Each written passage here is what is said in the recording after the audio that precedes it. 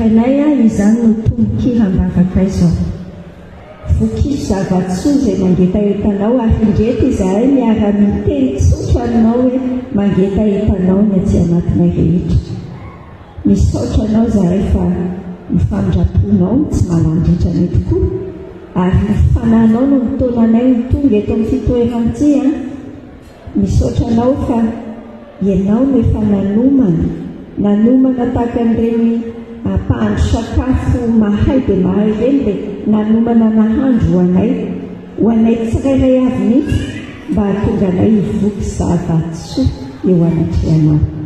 Andriamanitra mahafantatra ny tsirairay avy aminay ianao amin'ity mitenena manokana hoe anay amin'ity kasio zahay ahitanay fa misy zava-mahagaga ao teninao ao zava-mahagaga rehefa alefanao dia sitrany zahay amin'ny anaranao Jesosy Kristy no anapahanay ny asan'ny fahavalo tsy anakera ato amin'ity efitrano ity tsy manakera ny anatiny fona rehetrarehetra izay manakany nay tsy andray ny teninao dia ravanay amin'ny anaran'i Jesosy any misaotra Jesosy fa miasa ianao zao dia mahatonga ny teninao ho tafitany anatiny fonay ny fahamarinany teninao mihitsy any anatinay tsirairay any ny feo izay mety manerirenana ivelany mahatonga anay tsy tafafantoka ny feo mampikorotana ny anatin'ny lohanay ihany atsahatra amin'ny anaranao hatrany mety fanaintainana amin'ny vatana raha mety mahatonga anay tsy maheno tsara atsahatra amin'ny anaranao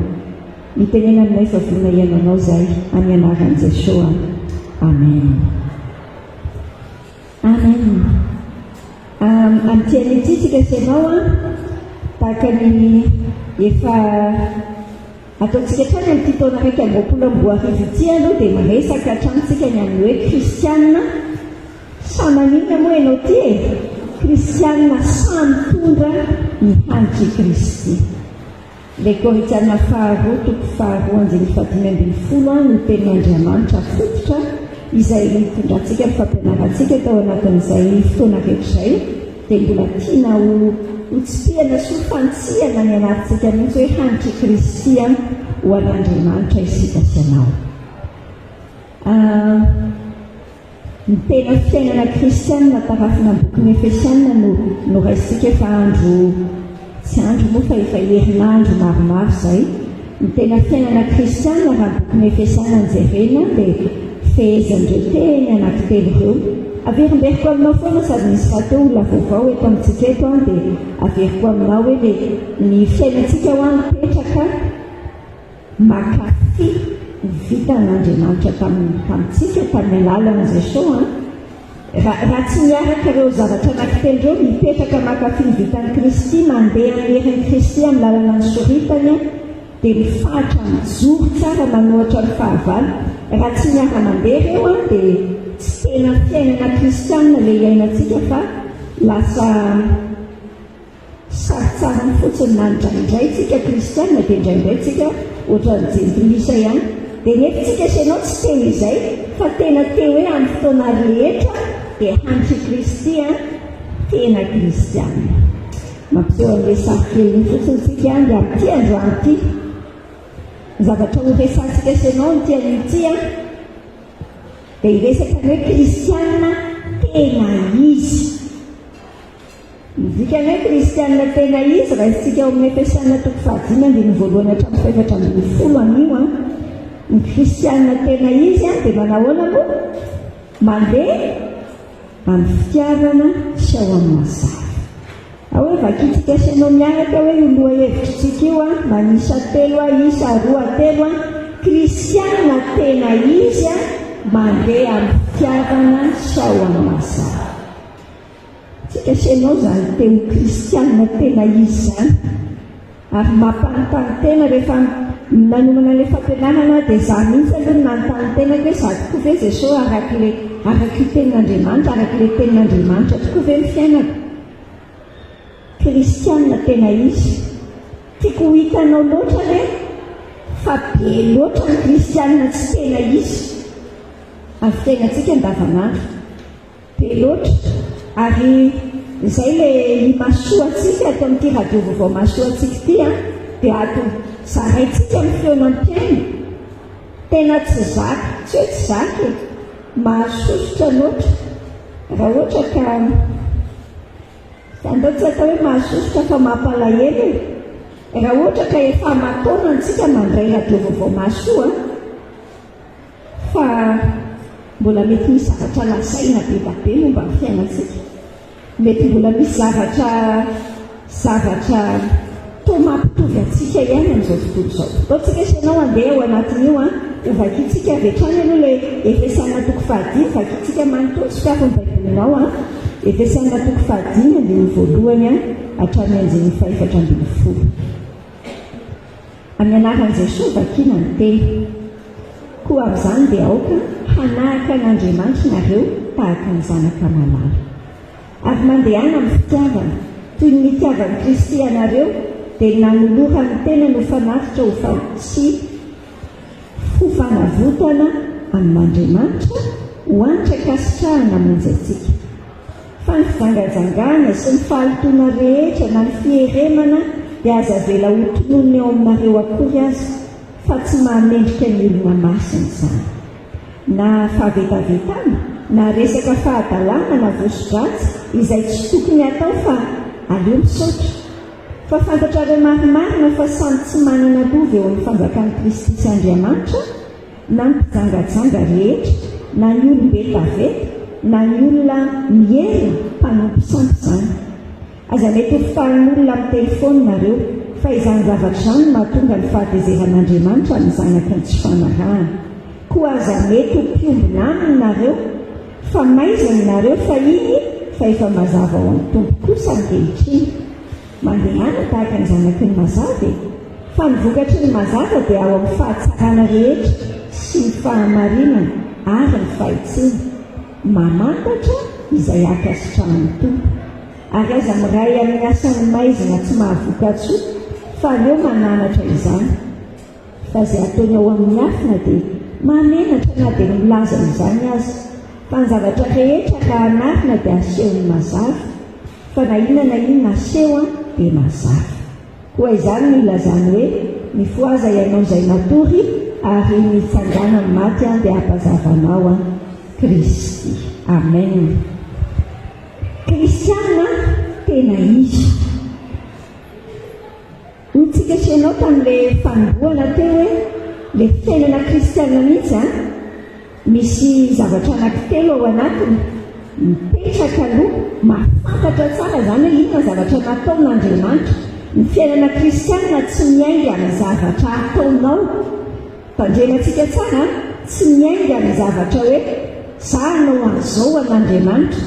Dia eritreritra ianao hoe ay tian'Andriamanitra kokoa azy efa nahavita namaky baiboly, nahavita nitsikitsiky tamin-drano, nahavita tsy hoe ho tian'Andriamanitra kokoa ianao, fa ianao tsy mety possible hoe tian'Andriamanitra kokoa izany.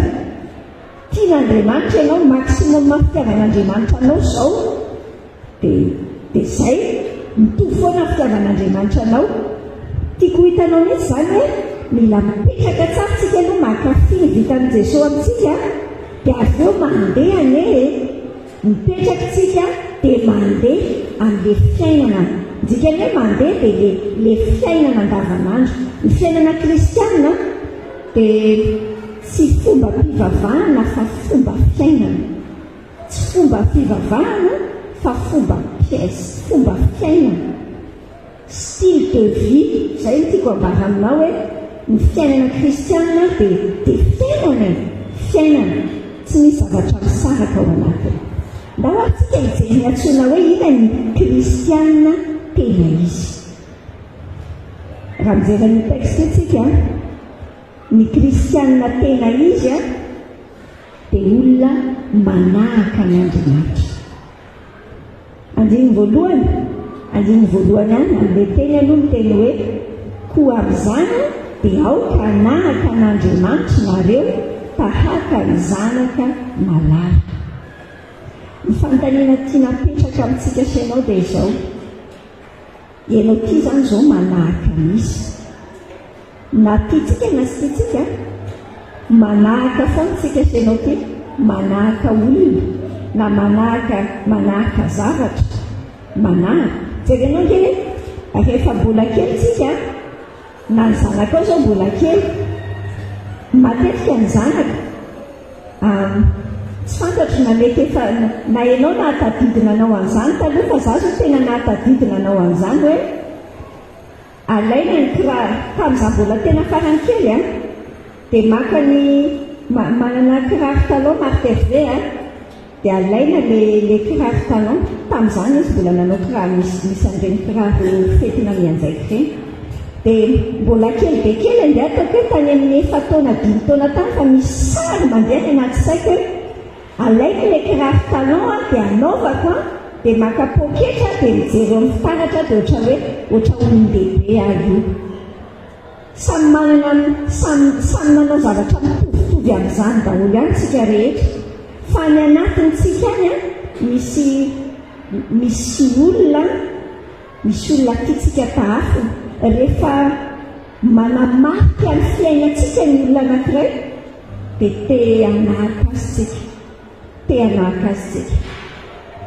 ny zavatra izay re ampisaintsainy tenin'Andriamanitra antsika dia ity ianao ty ve zao manahaka an'iza anao izany ianao ty hoy ny teny hoe andao hanahaka an'Andriamanitra tahaka ny zanaka malala tahaka ny zanaka malala manahaka an'Andriamanitra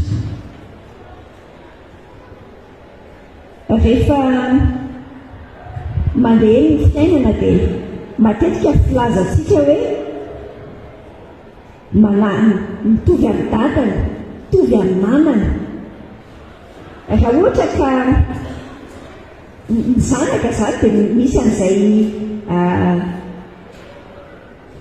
trait de famille ve filaza azy tazany eny foana hoe iny ny olona mitovy daholo ny olon'ireo fianakavian'ireo mitovy daholo ny anay sao ny tanana tena misy tifizana be mihitsy ny anay ny tanana hafa mihitsy ny avy amin'ny dadanay dia ny tanana somary botribotry kely dia nefa ngezangeza samy manana ny azy daholo mihitsy tsika fa manahaka ny zavatra hitovizana amin'ilay ray aman-dreny inona ny ianao zany zao hitovizanao amin'Andriamanitra rehefa mijeranao ny olona dia manahaka n'iza ianao ty iza no tahafinao misy zavatra mandeha ho azy ohatra zany zao hoe izany tanana zany tsy mila nataoko nininy zany dia nanahaka any ny dadanay be mihitsy ny zao ny tanako fa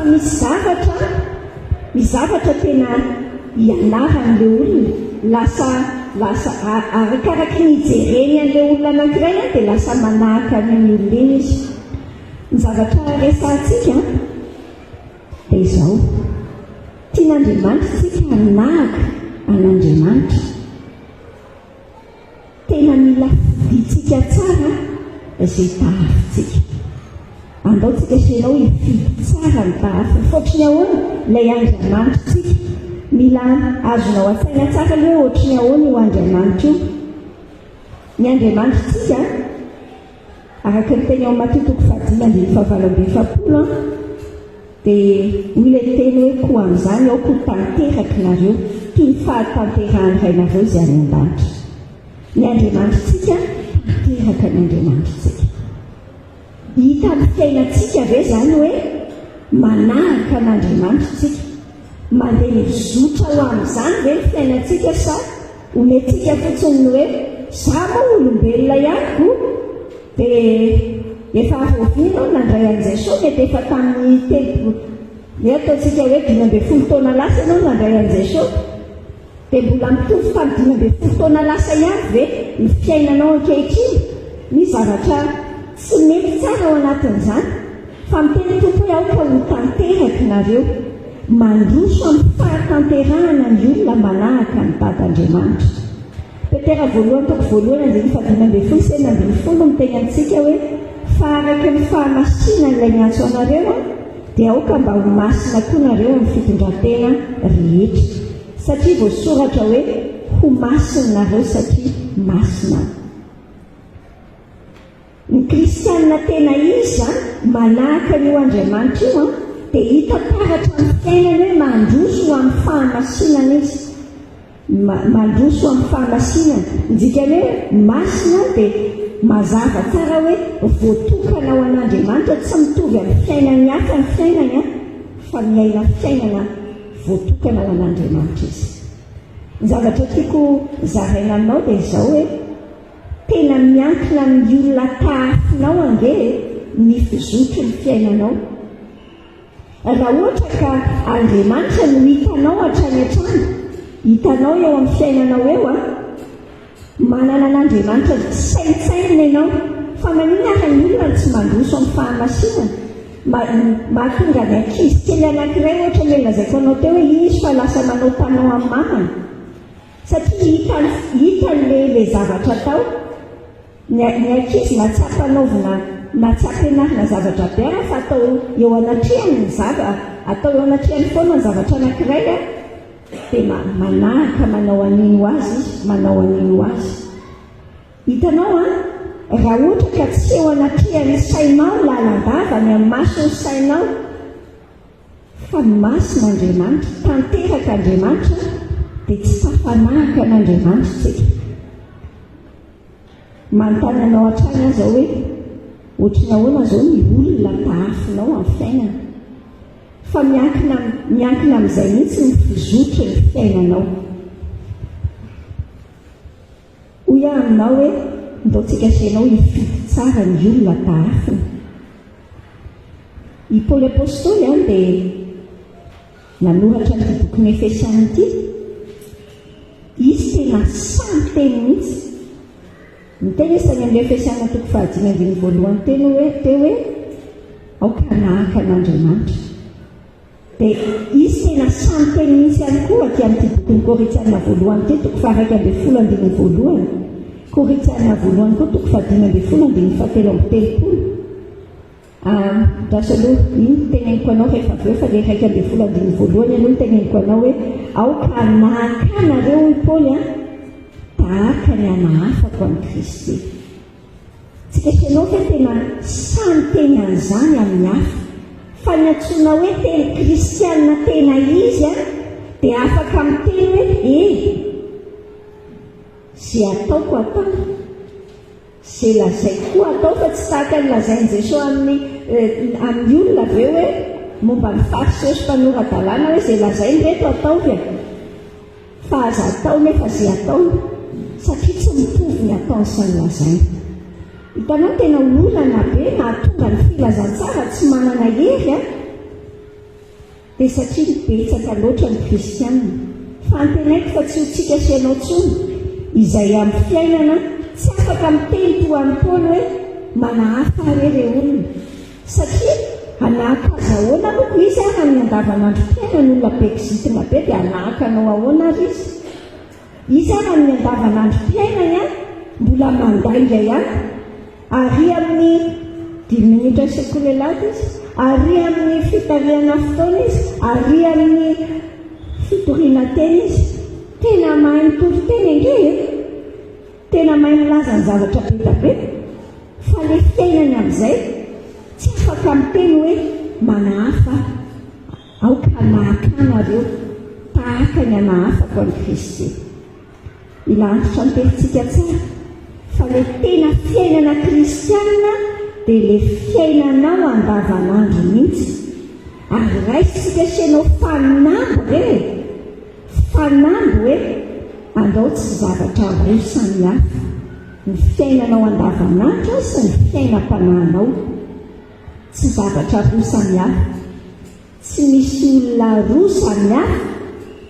Efa nilazaiko anao hatrany iny hoe misy aretina skizofrenia izany areti-tsaina lalina izany, areti-tsaina izay mifisehoany misy personnalité be da be le olona, misy toetra fotsiny fa mbetika le olona mety ahotsana ny saina normalina tsara, mbetika izy tonga dia hafahafa be indray, misy karazany be da be mihitsy le olona anankiray dia ianao tehiteny mihitsy hoe tsy azoko mihitsy ny olona.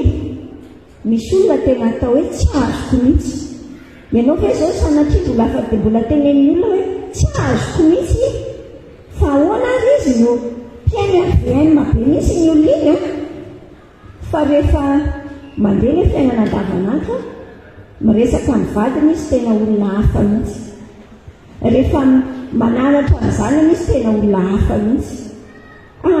Tsy izay tsika andaotsika senao anaga an'Andriamanitra. Isan'ny teny amin'ny Korintana voalohany 5:10 andiny 7:30 toko 5:7-7:30 aza mety ho fiparinareo fa ny fikambanana amin'ny ratsy manimba fitondran-tena tsara. Ina zavatra tiako sotomina aminao anatiny hoe tsika senao tena miankina amin'le olona ifakazarantsika isan'andro ange, le olona ifakazarantsika isan'andro ka lasa tsy fananitsika akory kay lasa modely aty anatitsika le olona dia lasa manahaka azy tsika. Izay nge tsika ty araka le teo aloha teo hoe ny fizotry ny fiainantsika dia miankina amin'le olona tahafintsika. Ina moa mahatonga ny tanora betsaka lasa ny anatina mivary lavo amin'ny zavatra samihafa.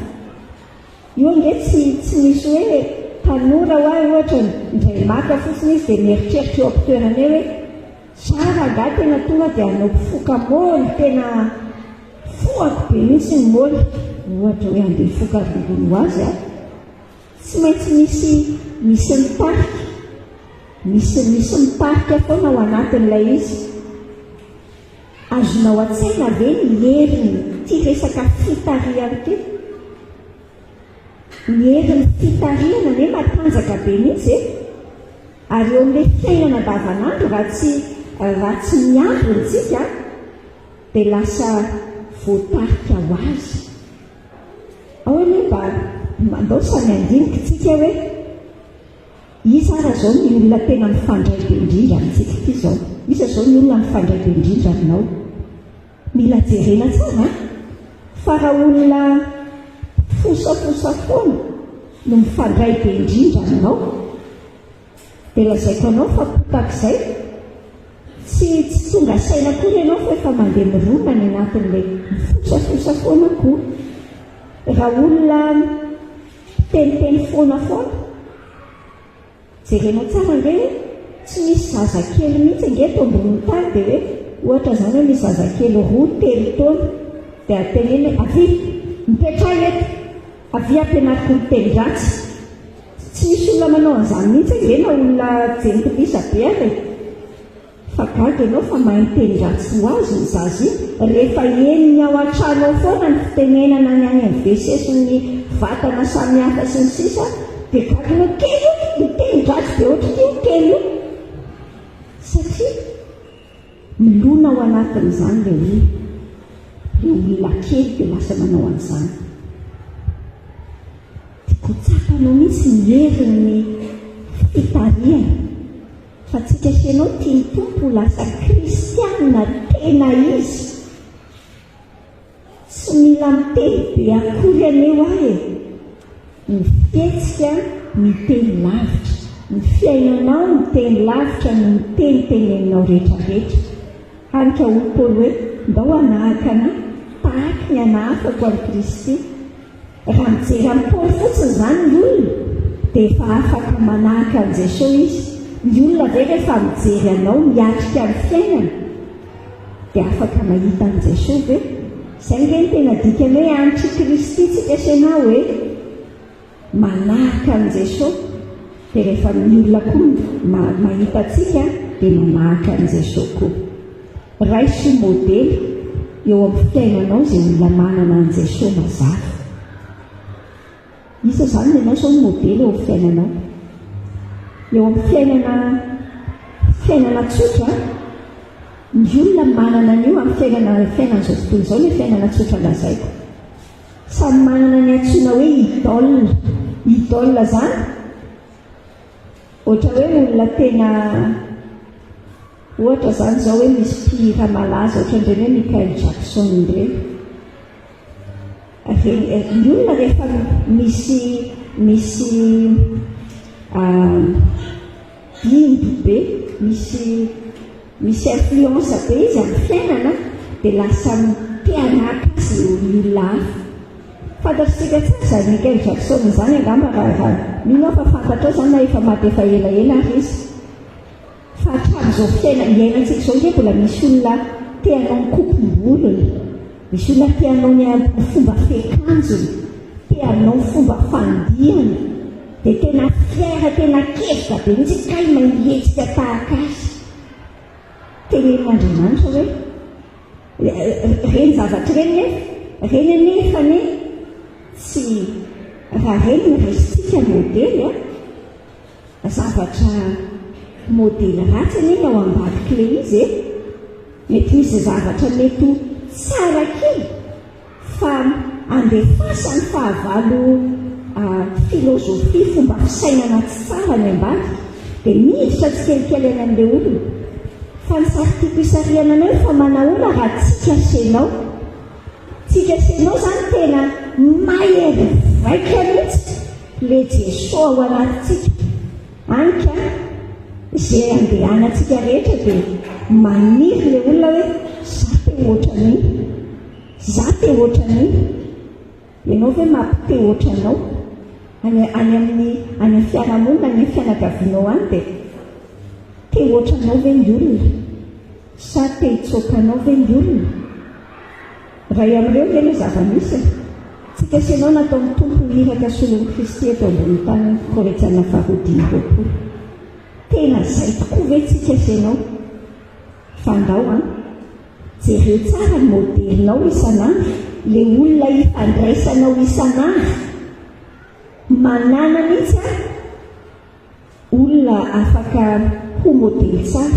Ary indrindra ho an'ny tanora tena manentana an'izany tsika dia ho antsika ray aman-dreny andao anao modely tsara ho an'ny zanatsika. Olona fiteniteny frantsay an'ilay izy hoe lasa héros an'ny zanatsika. Hitanao amin'ny dessin animé amin'ny ankizy kely ireny misy hoe Spiderman na Batman dia azonao tsara misy fotoana mandeha be mihitsy le zavatra varotana momba n'izany rehefa iny fa te vijavatra ho an'ny zanako ao dia tambola kely ohatra ny anazy zanako dia dora fa tiany dora daholo ny zavatra rehetrarehetra ny asiany Scooby-Doo asiana sarina dora ny rehetrarehetra ty satria dora le héroïne le ohatrany hoe modely any an-tsainy any. Le Spiderman raha ohatra ka za moa tsy nanan zanakalahy dia tsy haiko loatra izay filinina andranisy zanakalahy fa manahoana raha itsika senao no mametraka dindo hoe influence ohatr'izany. Fa manina zao tontolo izao foana no mametraka zavatra ohatr'izany. Fa ndao tsika senao ametraka dindony Kristy tsara tarehy any amin'izay alehantsika rehetrarehetra.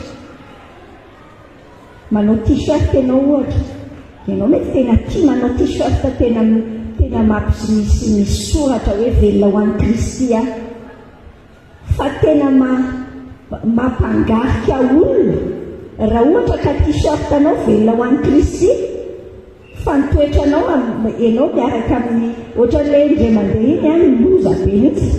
Fa misy tany Facebook indray mandeha zay misy an'ilay olona tratra tsy haiko na tany Ambatolampy ve sa taiza tratra nangalatra ilay olona dia izy rehefa manao t-shirt mangamanga ohatran'itsy misy soratra hoe velona ho an'ny Kristy t-shirt atsika dia tratran'ny gendarme sa inona ilay izy dia tena reo ilay fisapisapy atao an'izao reny ny maso mandeha tamin'ny Facebook lozy tio angamba le satria no t-shirt atsika rehefa le manao tournée reny dia samy vidy zay te hividy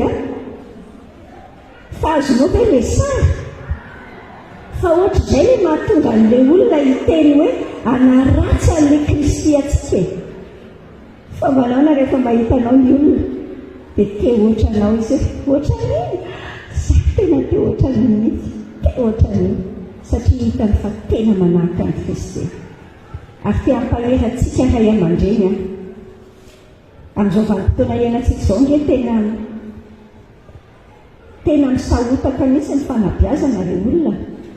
Ny ankizy tena ohatran'ny hoe ny ankizy ny mpanjaka ho an-trano sa ohatrany tsy haiko tsony ilay filaza azy fa mivadika ny rasa tsy hitatsoa izay maharay aman-dreny adohanga averina amin'loniny hitanao le izy tsy any amin'le hoe aka le izy rehefa mazava fa miratsy ny fiainana fa midikany hoe zany le tsy mandaitra ve ny filazantsara everiko hoe zay modely zay modely zay tsy ato eo fiainatsika andao zay azontsika atao amin'ny fanampiny fanamasina atsika andao anaraka an'izay sotsika hoy tsara foana misy hoe tsara zao le lazan'le zoky anankiray zay hoe ny ankizy rehefa hitany hoe tena tia be an' Jesosy le zoky ohatrany hoe mpampianatra sikolelaka ianao zany de zoky rehefa hitany hoe tena tia be tena hitanao le hoe passionné tena hoe raiki-pity amin'i Jesosy le olona le zokiny dia raiki-pity ho azy amin'ny Jesosy le ankizy avy eo zay nretsika sianao miery ny filazantsara dia any amin'ny fitiavanao an'Andriamanitra rehefa hita zay fitiavanao an'Andriamanitra zay mahatanjaka ny filazantsara io mbô tsika sianao androso amin'ny anjeny faharoa kristianina tena izy indikany hoe kristianina tena izy mandeha amin'ny fitiavana zany nge fa herintsika fa tahaka nyinona ny kristianina tena izy mandeha amin'ny fitiavana tahaka ny Kristy le tenin'Andriamanitra miteny hoe mandehana amin'ny fitiavana toy ny fitiavany Kristy anareo dia nanolohan'ny tena ny fanatitra sy ho fanavotana amin'Andriamanitra ho anitra kasitrahana monjy atsika ty mandeha amin'ny fitiavana lazaintsy hito ndre rafako tsy fitiavana haingo-piainana le tiako ambaka aminao am'le hoe haingo-piainana rehefa metimety aminao dia mandeha amin'ny fitiavana ianao rehefa tsy metimety aminao dia mitovy amin'ny olona rehetra ihany ianao tena be loatra za koa raha mandinika ny tenako anatin'izany hoe betsaka amin'ny fotoana ny tenako mbola tsy mandeha lay teny hoe mandeha ndre ao anatin'ny bokyny Efesianina io hoe tena hoe le fiainatsika isan'andro tsy hoe le ndraindray atsika fa le fiainana rehetrarehetra jaonina voalohany toko faefatra vakiko aminao tsara ny anjeny fahafitatra amin'ny faraka ambin'ny folo ry malala aoka hifankatisika fa avy amin'Andriamanitra ny fitiavana ary zay rehetra tiany nateraka Andriamanitra sady mahalala n'Andriamanitra enonao tsara zay tsy tia dia tsy mba mahalala n'Andriamanitra fa Andriamanitra dia fitiavana zao manehoan'Andriamanitra ny fitiavana zao manehoana ny fitiavan'Andriamanitra atsika Andriamanitra naniraka ny zanany lahatokana tamin'izao tontolo izao mba hahavelona atsika amin'ny alalana izao ny fitiavana tsy nitiavantsika n'Andriamanitra fa ny nitiavana atsika ka niraha ny zanany ho avitra no ny fahotantsika ry malalo raha izany nitiavan'Andriamanitra atsika dia mba tokony hifankatia koa isika mbola misy toy any be io fa jaonina voalohany toko faefatra manontolo nge resaka hoe tsotra be raha tsy mandeha amin'ny fitiavana ianao dia mandainga fotsiny ianao zany mandainga be fotsiny mila mipetraka indray loha tsika sianao dia mandinika tompo ohatry ny ahoana misy moa zany fiainako isan'andro zany inona tsara moa tosika manosika an'le fiainana tena le fitiavana mihitsy ve ainao tsara jaonina toko fahatelo ambin'ny folo ambin'ny efatra amby telopolo sy dimy amby telopolo eo didy vaovao no omeko anareo tenan' Jesosy io dia mba hifankatiavanareo aoka tahaka ny tiavako anareo no mba hifankatiavanareo koa ohatry anao fa manjary lasa ataoko tsenjery le izy fa alao vakiana tsara kosa zany no ahafantaran'ny olona rehetra fa mpianatro nareo raha mifankatia tsika miteny hoe manahaka an'Andriamanitra le hoe manahaka an'Andriamanitra ny fototry ny toetra an'Andriamanitra tsy tsy toetra hoe ananany fotsiny fa ny mahizy azy an'Andriamanitra dia fitiavana.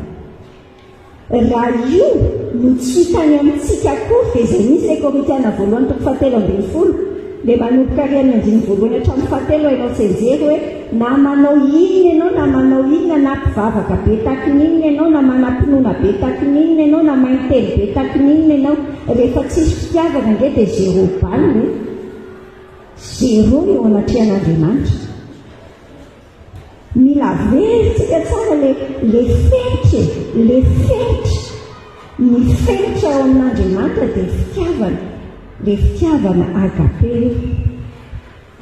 Matitoko 5:20 rehefa mitentsika hoe fitiavana mitoy tsara amin'ilay Jaona voalohany toko 4 matitoko 5:20 le miteny hoe tia ny hafa nge tsy sarotra mihitsy, miteny hoe tiako ianao, tiako amin'ny fitiavan'i Jesosy mihitsy ianao. Indrindra moa rehefa tsy fantatra ohatr'io ianao dia tsotra be mihitsy miteny an'izany. Olona tsy mifankazatra amin'ny tena tiako ianao, sady tsy manahirana mihitsy izao no manao tsara fanahy aminao, tsy mila ataony tsy possible hoe za hikizitina aminao zany, tsy possible hoe za anao masika aminao, tsy possible hoe manitsaka amin'ny tongotra ianao dia ataoko hoe ratsy tsy mifandevy maty tsika sy ianao raha fa nitsahanao amin'ny tongotra, tsy possible zany. Eo tsika sy ianao tsy dia mifankalalatra zao ve vao hitsaka amin'ny tongotra mora be amiko mihitsy miteny hoe tsisy manino sendra mba tafiditra tany ambanin'ny tongotra fotsiny tongotra. Fa rehefa le ao an-trano le ao an-trano foana ho ahy io lalabe. Rehefa le any ivelany ange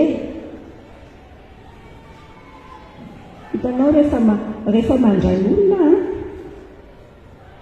rehefa miainy olany olona zany miainy dia tena mahavariana mihitsy hoe be da be loatra ny olona mahatsiaro vesatra izy hoe misy olona ao an-tranony ao mahay tsara fanahy be any ivelany. Fa rehefa ao an-trano izy tsy hiara miaina. Ndao tsika sy ianao hanao fanahy mandeha amin'ny fitiavana tahaka ny fitiavan'i Kristy. Dia hoy ilay tany amin'ilay Jaona voalohany toko 4 tsy nivakitsika hoe raha lanja hitany maso raha ny halana ahoana moa mitenenany hoe tia ny Andriamanitra zany nge tsika sy ianao isan'andro nge zany le izy nge raha afaka misy miakabiazan'ny olona aloha fantatra hoe tianao miakabiazan'ny olona fa ny anaty lohanao any izao misy olona ray na roa na mety arakarak'ilay izy mety ho folo mety ho ray satria ilay olona mandreraka be, satria ilay olona tsy mitsahatra ny manenjika anao, satria ilay olona tsy mitsahatra ny kritika anao, satria ilay olona tsy mahita ny ezaka ataonao mihitsy dia mampivingivy midoa hoe sivy vainafika eo ambony lohany iny Andriamanitra tonga saina tsara iny. Tia ny tompo asiana vainafy tokoa eo ambony lohany iny fa fantatrao moa fa amin'ny alalanao ihany ilay izy fa mifanehoanao fitiavana. Mateo 5:20 izay renao no andiny 5:30 izao le teny nona olo tompo dia nomenareo hanina, nangetaheta dia nampisotroanareo, ny vahiny dia nampiatrana anareo, tsy nanan-kitafy dia notafianareo, na rary dia nitsaponareo, tao an-trano maizina dia novanginareo. Toizana hatramin'ny hatramin'ny 40 mihitsy nivakitsika hoe ary dia amaly azy ny marina ka hanao hoe tompoko oviana ny hitanainao ny ianao ka nomenay hanina, na nangetaheta ka nampisotroanay, ary oviana ny hitanay ny vahiny ianao ka nampiantranonay, na tsy nanan-kitafy ka nitafianay, ary oviana ny hitanay narary ianao natao an-trano maizina ka novanginay. Dia amaly ny mpanjaka, Jesosy ny mpanjaka io lazaiko aminareo marina tokoa arak'izay nataonareo tamin'ny anankiray amin'ireto rahalahiko kely indrindra reto no nataonareo tamiko. Fa nisy fotoantsika ny fampizarana io indray maka. Izy saino aho hoe oviana tokoa moa zany. Ny tompo zany ato ny teny hoe miditra hôpitaly hoe dia nifandinareo. Ohatrany hoe oviana aho no nareo ve fa naheno hoe miditra hôpitaly hono Jesosy. Nareo ve fa naheno hoe midoboka tany an-tanimoraka hoe hono ny tompo re olona. Aiko hoe Jesosy ka efa tany an-tanimora dia anao ve fa naheno hoe ary ny tompo kay lasa mipetraka tany ambany tonelina. Mbola tsy nivoaka Facebook mihitsy zany. Nefa vaovao-ngeza ohatr'izany zao tokony malaza be. Dia izany mihitsy angena teny amin'ireto olona ireto fa oviana tokoa moa ianao zany tompo ny tany. Dia ny tompo miteny hoe zay tsy reny olona rehetrarehetra. Hitanao hoe ny olona ho andohanao hoe sary ho andohanao mihitsy zao ilay anaovantsika sy anao fagnamby hoe io hoe sarin'ilay olona ny saritiavina be. Ay ve ny ataonao amin'ny olona io ny ataonao amin'ny Jesosy. Mahasosotra miaino an'izany a. Ny ataoko amin'ny olona io zany ny ataoko amin'ny Jesosy. Fa manina zao Jesosy raha mba le anankiray ve jerena tompo avy ataoko ry tena haiko mihitsy mity azy iny raha ngamba considéré iny ajerena fa ty ray ty a sarotra be. Dia hoy ny tompo hoe ny ataonao amin'ilay madinika ireny. Madinika indrindra.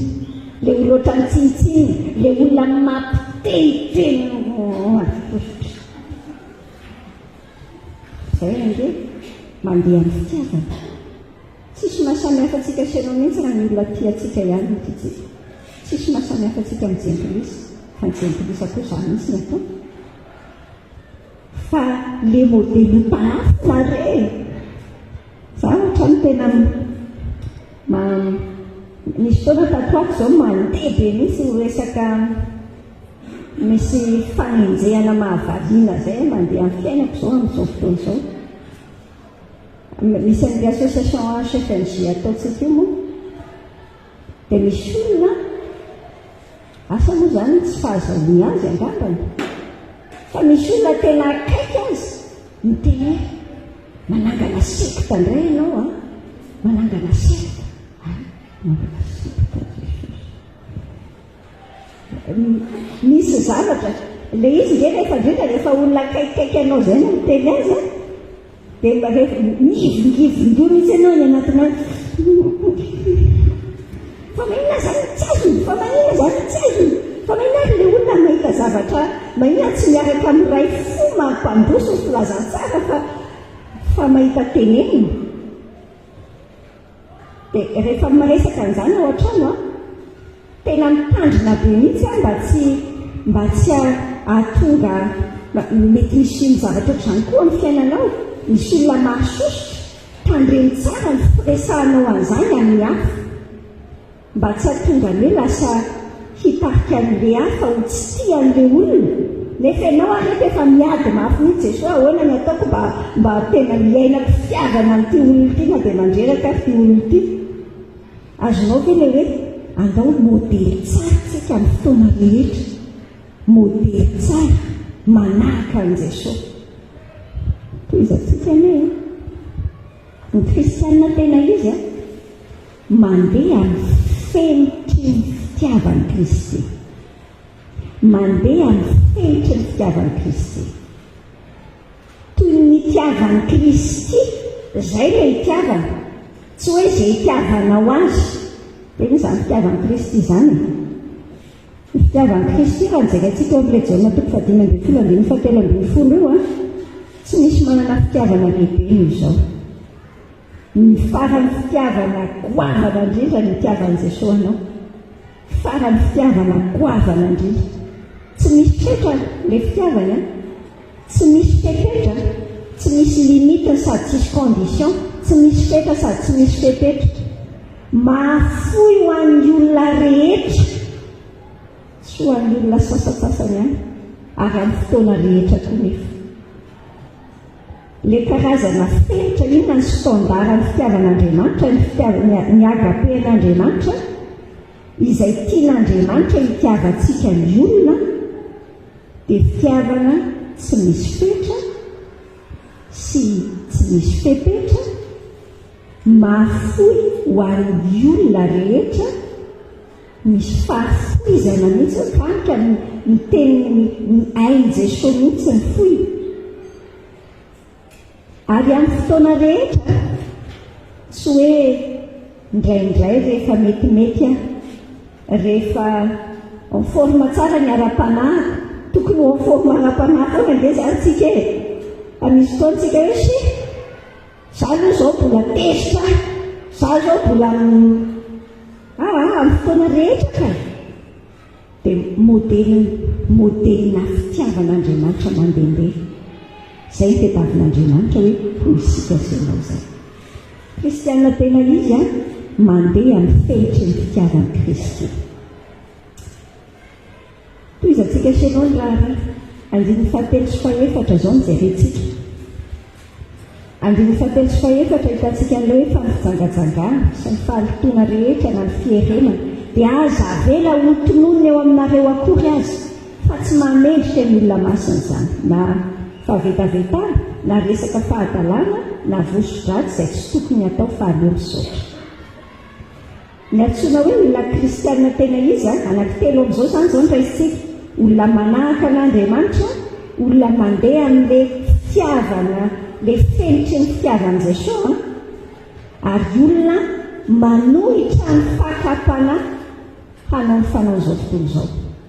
Misy fakapanahy enjana eo amin'izao tontolo izao misintona anao hoe hanahaka an'ilay ataona.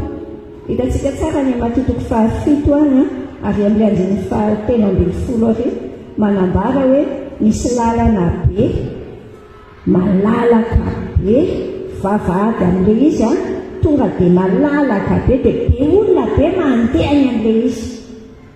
Any amin'ny Romanina 2:12 laza amintsika hoe aza manaraka ny fanaon'izao tontolo izao. Amin'ny dika teny ombonana hoe aza manaraka ny lasitra izao tontolo izao. Misy molona nge eo amin'izao tontolo izao misy lasitra. Atsofoka ilay olona to dia mitovy daholo, mitovy.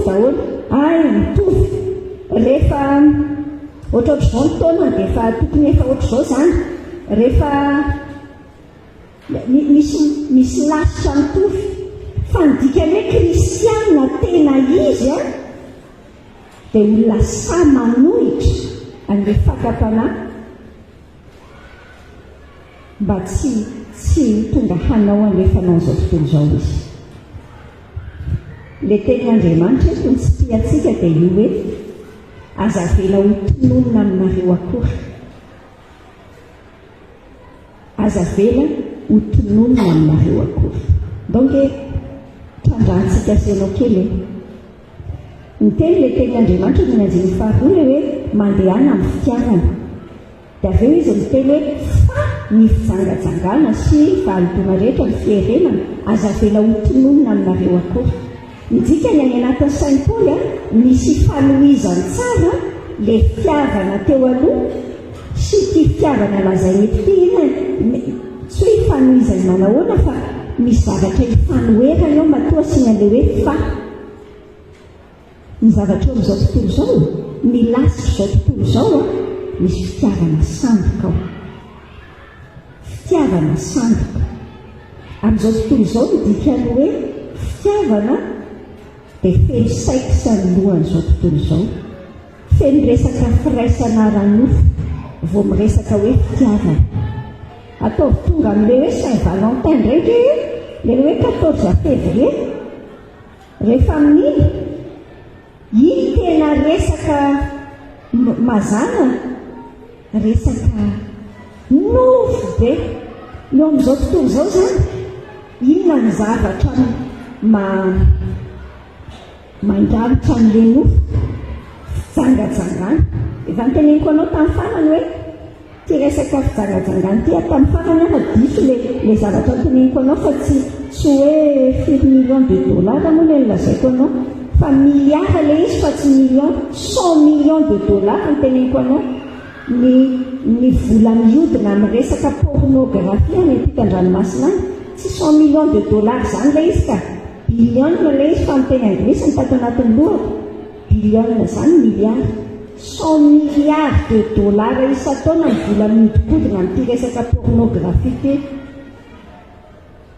zao tontolo zao a zareo de publicité fa maninona tsy maintsy asiana vehivavy manao akanjo fohy kely dia nono efa tadipotra dia fa maninona tsy maintsy ohatr'izay zay raha afaka le ao amin'izao tontolo zao hitenenan'Andriamanitra tsy zany no fenitra ny fitiavan'Andriamanitra tena tsisy idirana zany mihitsy ny resaka firaisana ara-nofo a tena zavatra masina amin'ny resaka mpivady fa ny devoly te hisarika azy anisy lasitra hoe zavatra filany vatana normal be zany normal be mihitsy dikany a zavatra tokony ho atao mena fahafampo amin'izay iteazena mety ny vatanao hoe mety lehilahy enao zany lehilahy io lehilahy metimety aminao to dia amin'ny tsy maninona ajaina mihitsy ny safidinao ohatrany ahoana ianao efito taona mbola tsy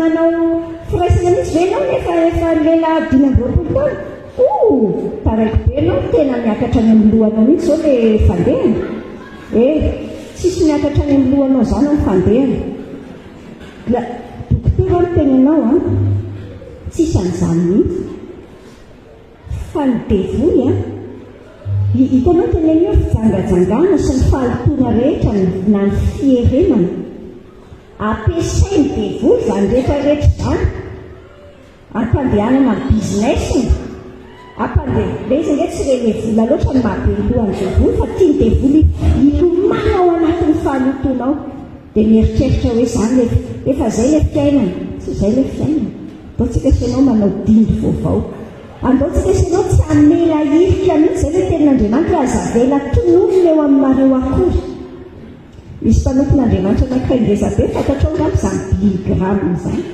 biligrame fantatrao efa maty voaingana izy fa zany tena mpitory filazantsara enjana zany tonga dia misy dindo mahatanjaka be vao manao tory-tena izy amananina ny olona manolo tena ho any tompo izy nge tsy resaka hoe biligrame fa lay izy tena misy an'lay fanahiny anatiny mihitsy izay makato tenin'Andriamanitra tena mahasarotiny be any biligrame io rehefa mamaky ny biografiany mahasarotiny be anazy mihitsy ny hoe mitandrina mba tsisy zavatra voatonina ratsy amin'ny fiainana ohatra zany zao rehefa mandeha amin'ny toerana anankiray izy raha ohatra izy ka satria manao voyage be foana izy le mitory filazantsara manerana ny tany iny rehefa mandeha amina hôtely anankiray izy hoe tonga amina hôtely anankiray ohatra dia tsy maintsy misy olona manao vizity mialoha mijery hoe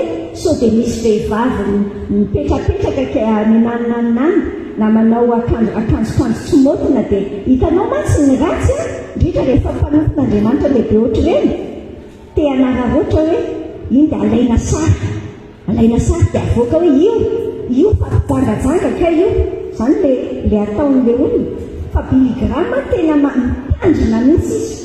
mitandrina mihitsy mba tsisy zavatra afaka nasopetana ny anarana hatramin'ny hoe rehefa mandray olona izy tsy mandray zany mihitsy hoe izy rery ny andray vehivavy anankiray hoe mandray manao dinika ohatra dia izy lehilahy dia andray vehivavy iray fa tsy maintsy miaraka amin'ny vadiny foana izy raha ohatra ka mandray an'izay na le vehivavy eo miaraka amina olona hafa fa tsy olona anankiray manahoana raha tsika sianao koa ny fiainantsika andaoka nga ataotsika mihitsy dia tsy ahitany olona hotenenina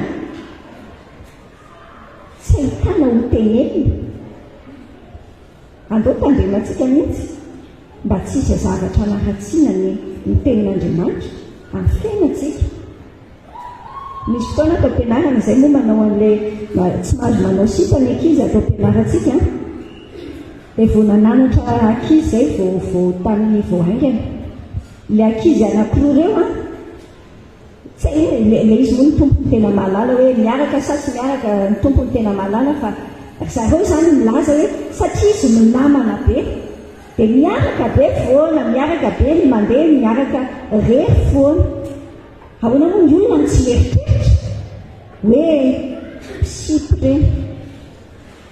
Ny olona ndreny ny ahoana moa filazan'ny malagasy azy maninona ny valala ny plaza mahay maninona zay zay fa andao tsy amintsika irika mihitsy ny plaza mahay tsy ataontsika voatonona amintsika izany tena zava-dehibe mihitsy mahamenatra loatra reny.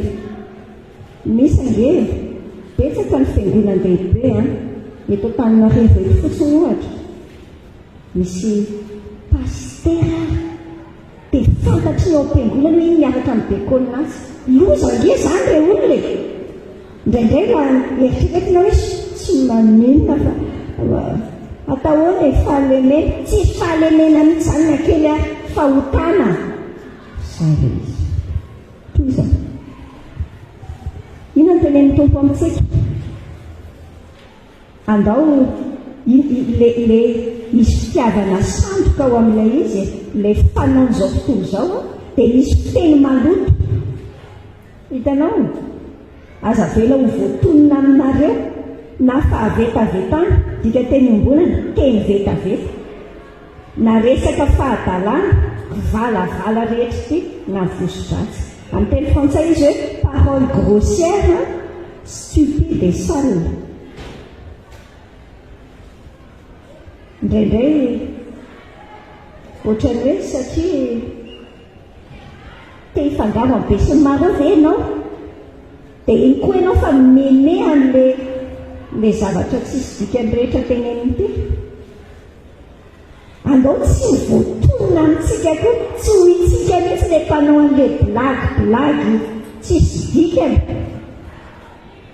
valavala rehetra ty jerenao hoe zao tontolo izao hoe men zao tontolo izao no mahafaly azy dia resaka blagy misy firaisana ranofo resaka blagy momba ny vatana tsaitsay foana tsika sy anao tsy izany ka resaka vosodratsy zany tena le kivazivazy masirasiry reny zay zany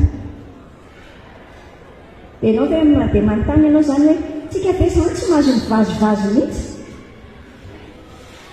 ndao le hijerentsika tsy mahazo mivazivazy mihitsy ve tsika sy ianao ndao hialana ny fiteny maloto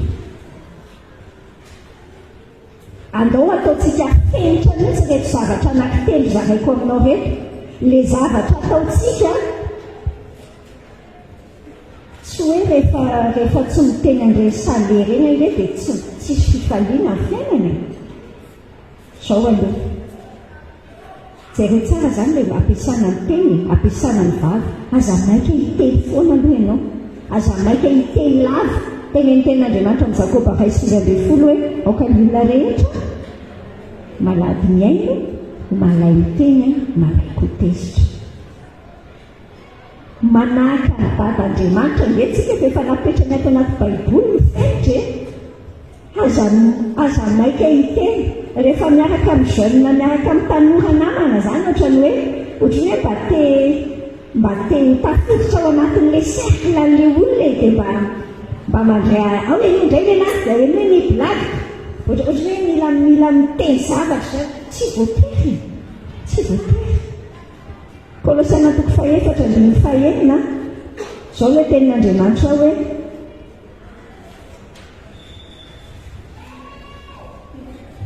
Kolosiana fa lasa Filipiana dia kakabea Kolosiana 4:1 aoka ny fiteninareo amin'ny fahasoavana mandrakariva ho mamy sira mba ho fantatrareo izay tokony havalinareo ny olona rehetra. Netsika senao zany sainy hoe resaka misy dikany atao rehefa resaka tsisy dikany na lehilahy eo ianao na akombolo mivavy tsy mahafaty retiny tsy miteny tsy mbola misy mihitsy hoe maty fa tsy miteny adiny ray tsisy maty an'izany mihitsy vao maika ary mahavelona resaka misy dikany atao zavatra ho amin'ny fahasoavana dia nio tsara trany hatrany inona ny dika mitondra inona ao amin'ny fiainan'ilay olona efa sanatoko 4 ary amin'ilay antany amin'ny anjeny fasily amby roapolo miteny amintsika hoe aoka tsy aleoko ny vavanareo izay teny maloto fa izay tsara ho fampampisoana arak'izay tokony anaovana mba hahazoana miaina ny fahasoavana. Andoaka isika ho fenitry ny tenitsika mihitsy no hoe mampandroso ny olona iresahako a ny zavatra ataoko. Izay hampandroso an'ilay olona rehefa tsahany Korintiana voalohany 4:20 andiny fahaenina amby roapolo izao no tenin'Andriamanitra hoe raha miandry nareo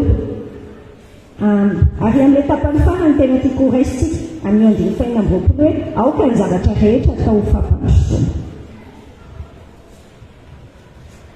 Ialao ny fiteny maloto dia hoy ilay tenin'Andriamanitra atao amin'ilay Efesana 4:10 hoe aleo misaotra. Aleo misaotra. Soloy fisaorana ary isan'ny zavatra nanamarika tamin'ny nanomana an'ity fampianarana ity no hoe aikay io fisaorana io miaro atsika amin'ny fitsangatsangana, miaro atsika amin'ny fieremana, amin'ny fitsiriritana, miaro atsika amin'ny fahalotona ny fisaorana io. Rehefa ianao mahay misaotra an'i Jesosy amin'ilay vady anananao ao an-trano, andramo ange misaorana anaty lohanao aloha dia tenena mihitsy mifampiresah dia mankasitrahan'ilay vady. Lasa mehitanao hoe lasa tsy misaina olo-kafa ianao ao anatin'ny lohanao. Rehefa mahay misaotra tsika sy ianao ilay fieremana ny teneniny teo resaka fitsiriritana, resaka filan-javatra foana. Rehefa mahay misaotra nge ianao dia tsy velona ny anatinao foana le saina hoe za te azo andry fa ao anatin'ilay fisaorana tsiny na fankasitrahana ny ananana. Mba tsika sy ianao androso tandremo tena manambara mazava ny tenin'Andriamanitra andiny 5 hatramin'ny 7 vakitsika io. Fantatrareo marimarina fa samy tsy manana lova eo amin'ny fanjakan'ny Kristy sy Andriamanitra na ny mpijangajanga rehetra na ny olombetaveta na ny olona mierina mpanompo sampizany. Aza mety fitahany olona amin'ny telefona nareo fa zavatra any mahatonga ny fahatezeran'Andriamanitra amin'ny zanaka ny tsy fanarahana koa aza mety ho mpiombonana aminareo. Tandremo hoe tsika sy ianao miresaka hoe ny tena kristianina ohatry ny ahoana, fa aleo ianao tandrina fa rehefa tsy tena kristianina nge ianao hoe tsy mankany an-danitra ny dikany teneny tenin'Andriamanitra tsara fa tsy manana lova amin'ny fanjakan'Andriamanitra ny hoe mpijangajanga, ny olombetaveta, ny olona mierina, ny mpanompo sampy izany. Miara-mipetraka mihitsy aloha dia mieritreritra misaina n'ilay olona mameno ny fiangonana rehefa andro alahady. Misy fanontahantena goavana nge fa ilay olona toa mbola miaina ao anaty fijangajangana. Tena marikivy mihitsy ndraindray miaino hoe iry dekonry ka miaraka amin'ry dekonry dia ry loholry sipan'ry dia tena loza nge fa tsy azon'ilay olona ve andao tao azotsika saina tsara fa tsy mankany an-danitra. Ilay izy tsy hoe matsy raha olona tena matoa olona mbola miaina milomano ao anatin'izany dia mampanontany tena mihitsy fa ilay fananana an'i Jesosy mihitsy ny tsy izy. Ilay conversion na ilay fiovampo mihitsy ny tsy ao. Raha ianao mbola ao anatin'izany ary rehefa tenenina amin'ilay fijangajangana ianao mety tsy ianao moa antenaiko fa tsy ianao. Misy olona rehefa tenenina amin'ilay izy dia tezitra be izy rehefa tenenina misaina azy fa ny fotoam-bavaka mila tenenina amin'iny olona iny dia mbola ny Ezekiela 9:30 meo fovo avao iny fa mbola tsy anao mihitsy iny. Mbola betsaka loatra ny ao anatin'ny fiangonanao ilay olona mbola tsy amin'ny tompo. Fa ny tena mpivavaka marina tsy tena posibla hoe milatsaka amin'ny fijangajangana fa ny any anatiny rehetrarehetra miady hoe tsy normal tsy mety izany mety latsaka ao anatina fandaingana fa raha mbola milomano ao anatin'ilay dia amin'ny fiainanao ohatra hoe taonao an'izao fotsiny izy oka aloha tena nikoatra zao kely fotsiny fa ohatra misaina tsara aloha mifametrapetraka tsara fa sao tonga eo zay sao dia hoe ary toa tsy tonga any an-danitra ary ianao aloha tonga any daholo tsika sy ianao a sao dia hoe mpiaino radio vaovao masoana fa tsy mampiaina averina mihitsy ny atongavana any a fa teneny tenin'Andriamanitra hoe misy fiainana mandeha miaraka ngeny dikan'izany hoe fiainana kristianina misy fiainana taky izany toy izany andiny fahavalo hatramin'ny fahafolo rahafijareko eny ary ny olona tena miaina amin'ny fiainana kristianina ny zavatra ilay tsy tafiditra tao anatiny teo fa tsy fantatry na lasa azafadekety aloha fa alefako kely aty tsy tafiditra mihitsy fa ny tena olona miaina amin'ny fiainana tena kristianina dia olona mandeha ao amin'ny mazava zay aloha mandeha ao amin'ny mazava ny olona tena kristianina dia mandeha ao amin'ny mazava maizany aho efa eny efa mazava ao ny tompo kosa kehitriny mandeha anara tahaka ny zanaky ny mazava e ahoana ny ahafantaranao hoe ao amin'ny mazava ianao ny anjeny fahasesy fahafolo nyvokatry ny mazava dia ao amin'ny fahatsarana rehetra sady fahamarinana ary ny fahitsiny mamantatra izay akasitrahany tompo ny ahafantarako hoe ao amin'ny mazava amin'ny alalan'ilay vokatra hita eo amin'ny fiainako ilay zavatra hita eo amin'ny fiainako a matoa angeny misy akinafinafiny misy zavatra ratsy an'izay motsy izay misy zavatra maizimaizina matoa afenina dia misy zavatra tsara ao amin'izao na voalohany toko voalohany zao na voalohany toko voalohany a dia ampatsahiviny tenin'Andriamanitra antsika tsara hoe Andriamanitra dia mazava tasy aloha ny averina kely izay zao na voalohany toko voalohany a andiny fahadimy a manomboka mamaky ary zao no teny renay taminy ka ambaranay aminareo Andriamanitra dia mazava ary tsy misy maisina akory ao aminy raha hoy isika hoe manana fikaisana aminy isika kanefa mandeha amin'ny maisina dia mandainga isika ka tsy manao ny marina fa raha mandeha eo amin'ny mazava isika tahaka azy eo amin'ny mazava dia manana fikaisana isika ary ny rahan'i Jesosy izany any a manadio antsika ho afaka amin'ny ota rehetra ny olona tena kristianina dia tsy misy zavatra fenina amin'ny fiainana tsotra be raha mbola misy zavatra fenina amin'ny fiainanao raha ndeha atao hoe ty telefoninako ity zany ena ny telefoninako tsy mba misy kody zany any telefoninako raha ity telefoninako ity zao ny tavely na ny compteko ohatra zao ny tavely hitanao ary ny compteko dia hitobotoboka be ve ny foka misy fa hitelefona mpiainy ny compteko raha izay misy tsy tena kristianina raha mbola misy zavatra amin'ny fiainanao a tsy fampiseho masoandro moa zany zay hoe filaza azy dia tena azafady loha fa tena enina tsotra hoe mbola tsy tena kristianina zany aloha regle mandroany ny zavatra mety misy zavatra mety tsy miankina aminao fa le miankina aminao e fa mbola miankina aminao koa aza vena isy zavatra ho voatonina tsy normal amin'ny fiainanao do jereny zareo kely ny MP any anaty zavatra rehetra any zareo kely ny SMS zareo kely ny ao an-trano raha mbola hoe iza ianao zany eo tsara dia misy misonina tik na mandondona hitanao hoe oay paster akana isory daholo reo misaina tsara aloha misaina tsara tena izy ve zao dia zaty zao tena izy ve sa o fa mandeha mazava hita eo amin'ny fiainanao misy fahatsarana eo amin'ny fiainanao misy fahamarinana ndikany hoe marina ho avy mijery an'ilay jaona toko faefatra andiny faefatra amby roapolo iny tsika milaza hoe ary amin'izany Andriamanitra mitady mpivavaka aminy mivavaka amin'ny fanasy ny fahamarinana ndikany hoe marina marindrano tsara mitovy tantana tsara ny any anaty lohanao any teneninao dia ny ataonao tsy zavatra samihafa. Izany le ao amin'ny mazava manafaka be mihitsy.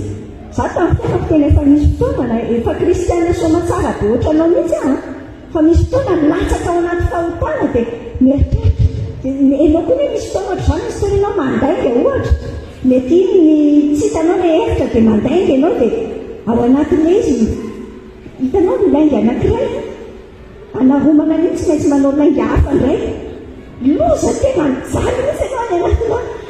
Fa rehefa mazava an'izay le izy dia ohatra manao ofo hoe tsy mila manafina n'intsony aho. Mandana tsory amin'izay mila hitsorana azy izay zavatra mila tsorina. Raha misy ohatra hoe trosan'olona aza valiana fotsiny rangaly olona mbana mitsotra hoe tena tsy voalohako ilay izy fa andehizahako aloha ohatr'izao sy ohatr'izao. Fa tsy isaky ny metsika ianao dia miafina mahita an'ilay olona lasa vina ilay lavitra be ary ianao.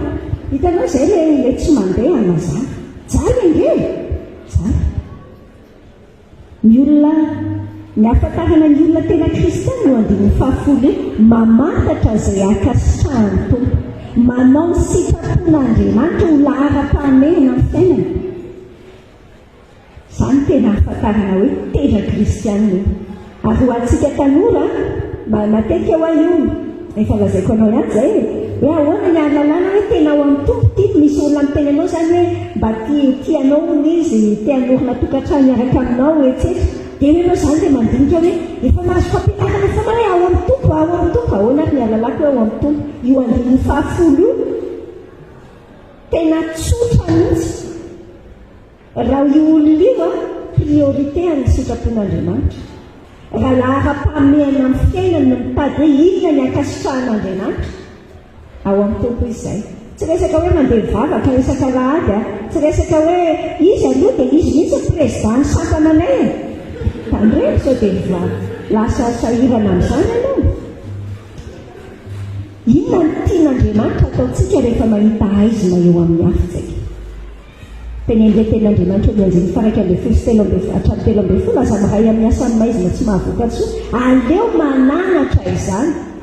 Ilay izy izany tsy hoe hitsoahana fotsiny navelan'Andriamanitra ho hitantsika izay misy maizina.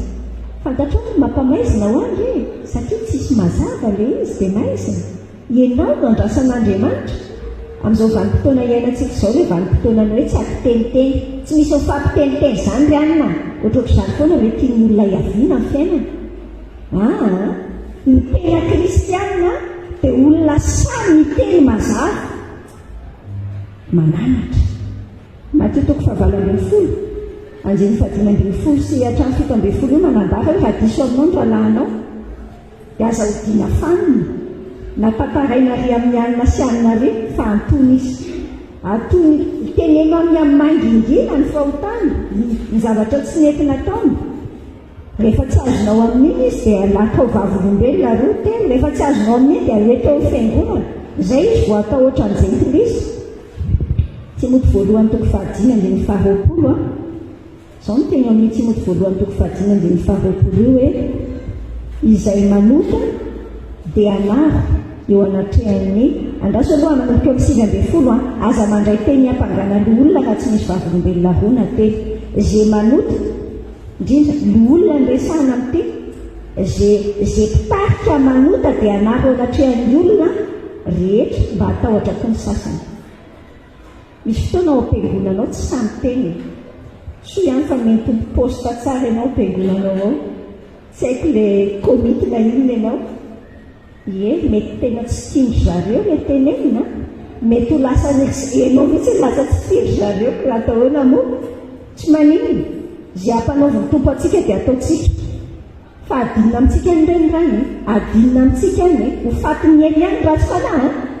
Fa ny rany adinina amintsika. Tenena anarina ary tena mila anarina indrindra raha vao mpitarika tena mila anarina eo anatrehan'ny olona rehetra. Tenin'Andriamanitra izany mila anarina. Ho hita mihitsy hoe tsy hoe rehefa mpitarika na rehefa mpaminay vola be ao am-piangonana dia tsy maninana atao mangingina. Timoty faharoa toko faefatra andin'ny faharoa izao ny tenin'Andriamanitra. mitoriny teny mazotoa na amin'ny fotoana na tsy amin'ny fotoana, mandrese lahatra, mamporisy, mananara mafy amin'ny faharoso amin'ny fampianarana rehetra. Inona ny ataontsika rehefa mahita maizina, mahita zavatra ao anatin'ny, mahita ny hafa ao anatin'ny aizintsika, anarana. Indraindray ilay olona nenao mantsy, indraindray mieritreritra hoe sao dia ohatrany mirehare, izay vao tsara ao anatrany tompo aloha ianao tsy manao an'ilay izy. Le resaka hoe aza mitsara mba tsy ho tsara iny. Tsy hoe rehefa miteny an'izay ianao ny zavatra ataon'ilay olona nge no mila jerenao tsara sy anarana. Tenenina, mananara mafy amin'ny faharoa ilay tenin'Andriamanitra. Dia inona ny ataontsika? Tsy mila resahana etsy eroa hitanao ny andiny faharoa folo io. Izay ataony any amin'ny hafa na dia mahamenatra na dia milaza amin'izany azy. Hazaverina etsy sy eroa ilay zavatra ataon'ilay olona. Indraindray tena na matetika fa tsy hoe indraindray mora be amintsika mihitsy, indrindra moa fa rehefa tsy dia ataontsika loatra ilay zavatra, ohatrany hoe lasa tratra ny firehariana kely izay tsika, na firehariana be, dia maikitsika hitantara, findritra taraiko. Izao ndraiky entinam-bavaka fa izao no nataon-dramina. Ilay izy asiana an'izay teny kely izay hoe entinam-bavaka. Fa ilay izy enona ihany ny toerana fa tsisy mitondram-bavaka. Fa eo dia saminy hoe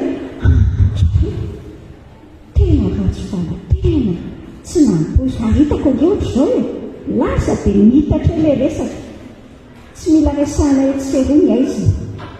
Mamenatra ozy ny tompona amin'ny resaka an'izany. Juste anaro ilay izy, anaro dia tapery eo ny fitiavana, manarina ny fahotana rehetra. Ilay hoe manarina fahotana tsy hoe hodiana fanina ilay fahotana, fa tsy ahely ilay izy e, izay tsy ahely. Firifira mitokantrano mety mba tsy potika rera ohatra ka mba tsy nahely ilay zavatra. Fa andaontsika sianao hianatra ao anatin'izay.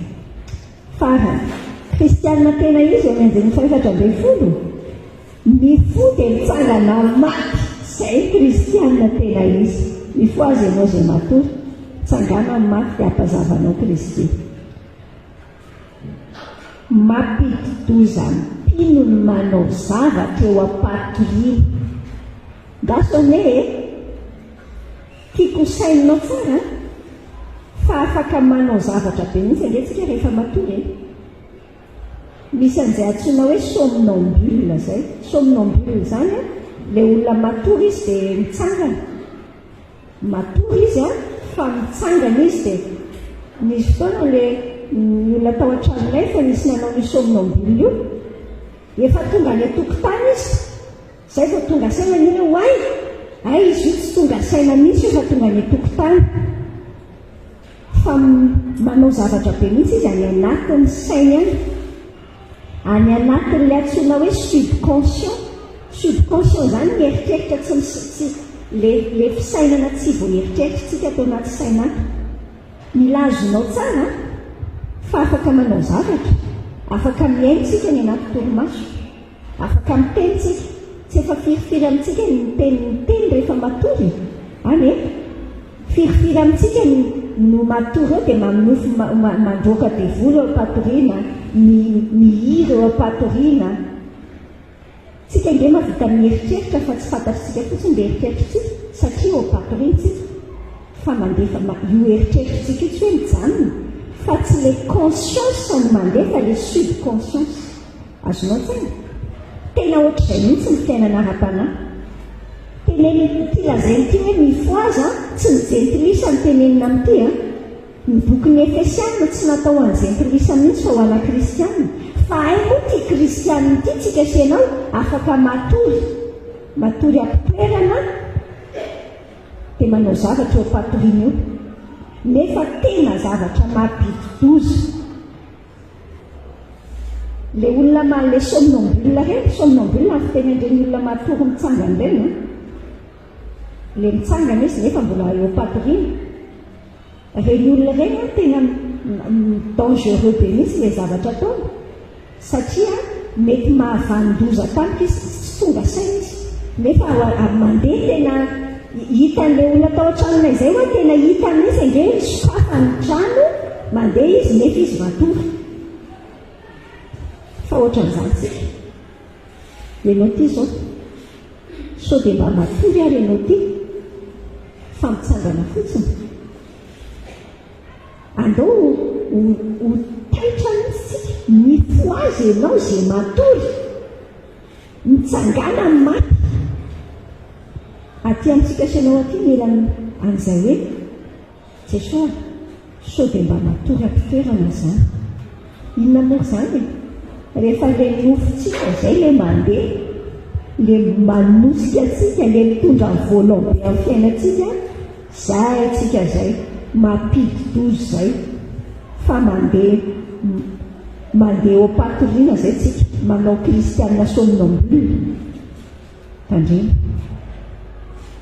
andaotsika hifo tsara mitsangana maty izay zavatra maty eo fiainatsika avelao azavain' Jesosy kristianina tena izy tsika senao hitatsika teo hoe kristianina tena izy manahaka an'Andriamanitra mandeha amin'ny fitiava amin'ny felitry ny fitiavan'ny Kristy kristianina tena izy